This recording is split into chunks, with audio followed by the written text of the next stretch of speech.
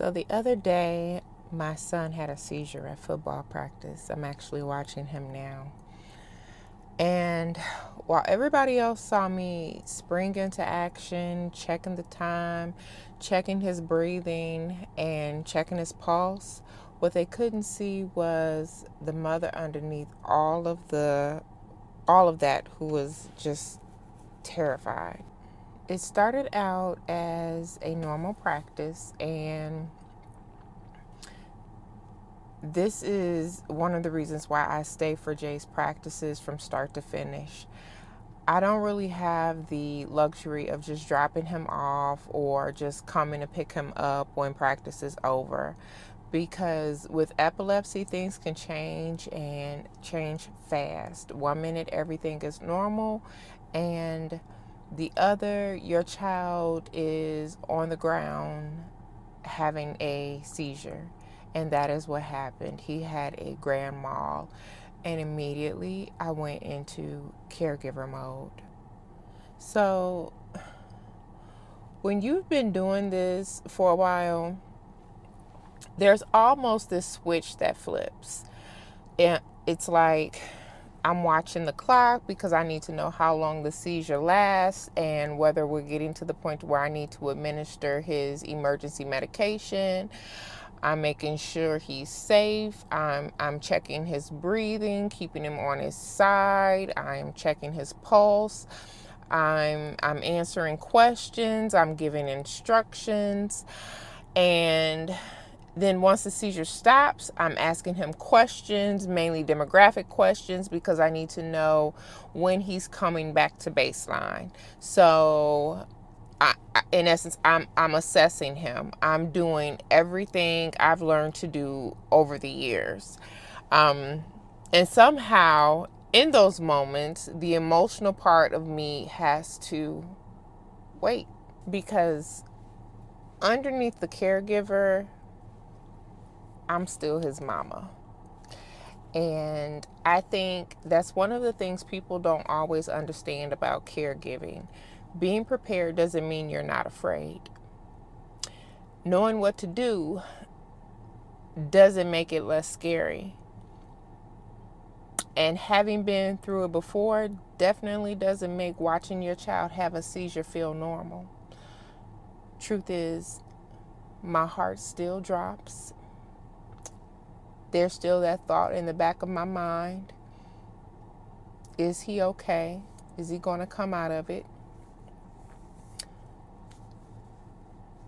How long will this one last? Do we need to go to the hospital? Is this one going to be different from the last one? But I don't get to sit in those thoughts while it's happening, because he needs me. So I function. I get through it. I'm usually the only parent out here until pickup.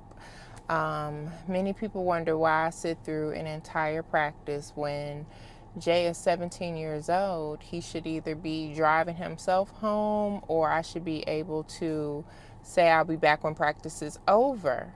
But, this is our reality. And his condition is the reason why I stay. Not because I want to hover over him. I'm not a helicopter mom. Not because I don't want him to have independence, because I definitely do. I want him to have as much independence as possible. But I also know his medical history. I know how quickly things can change. And if something happens, I want to be there. And this time I was. Most of the time I am. So then there's the part that happens afterwards. Once he's okay, once things have calmed down, once he's talking, and he's pretty much, he's back to himself. That's when I get to feel it. That's when the mama in me gets to acknowledge that scared me. Because during an emergency, there's no room for me to fall apart. There's something that needs to be done, so I do it. And I think a lot of caregivers understand exactly what I'm talking about. So sometimes people look at caregivers and think we're so strong. They see how calm we are. They see us handling things that would probably terrify most people. But sometimes what looks like strength is really just necessity. You know, you do what needs to be done because someone you love is dependent on you. And then you process your emotions later. So I've said it before that there are parts of caregiving that people just don't talk about enough. And I believe this is one of them. Some things never become normal. You just become experienced at functioning while they're happening. I knew what to do. I stayed calm. I took care of my son. I didn't used to always stay calm. The first thing I would do was dial 911 because I needed someone else to do it. But underneath all of that, I'm still human and I still get scared. If you're a caregiver and you understand that feeling, you don't have to explain it here. Just know that I understand it too.